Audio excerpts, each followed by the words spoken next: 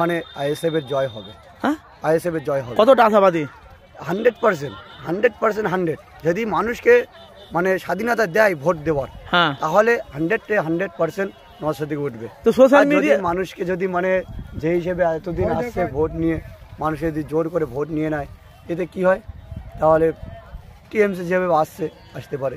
আমি দেখতে পাচ্ছি তো সবাই তো বলছে আইএসএফ সব বিনা ভোটার, 14-15 বছর বয়স নিয়ে খালি নওশাদকে নিয়ে খালি খামোখা হো হো করছে।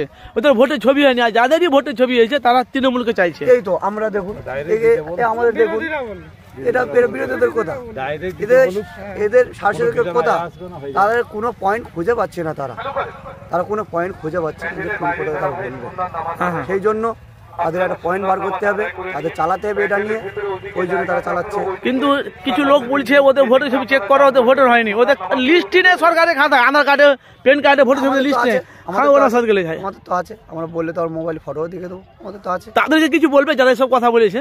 তাদেরকে কি বলবো? তাদের চোখ নেই তো, তাদের একটা কথা বলতে হবে, তাদের ব্যবসা বন্ধ হয়ে যাবে, তাদের ব্যবসা চালাতে হবে, ব্যবসা চালাতে গেলে অনেক কিছু ব্যবসা করে খাচ্ছে, ব্যবসাটা করতে দিন, সেই হিসেবে তারা বলছে। আসলে কিন্তু ভোট তারা বাবা না, পায়ের নিচে থেকে মাটি সরে গেলে যেটা হয় মুখে লাপাচ্ছে, বুঝতে পারছেন? ঠিকভাবে ভোট দেওয়া যায়, ইনশাআল্লাহ নওশাদ সিদ্দিকী জিতে যাবেন।